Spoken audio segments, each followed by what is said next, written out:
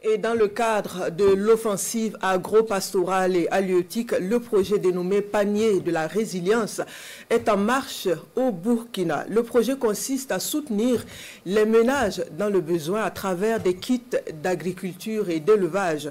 Une activité de distribution de kits s'est tenue le 20 juin dernier à Boussé, dans la province du Kourouéogo. Le point avec Issoufou Kaboré, Pinidiano.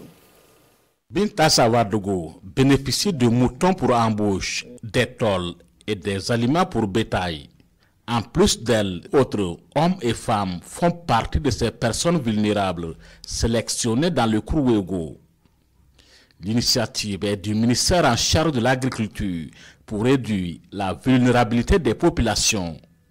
Chacun reçoit donc un kit en agriculture ou en élevage.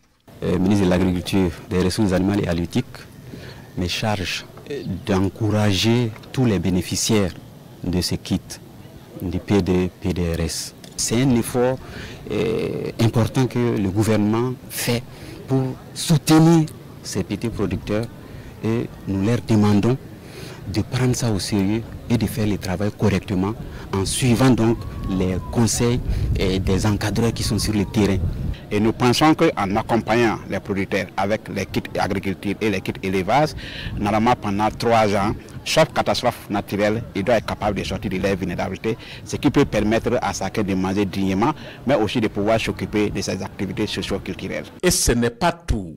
Ces personnes vulnérables bénéficient gratuitement du labour de 3 hectares de terre par l'État burkinabé, grâce au panier de résilience.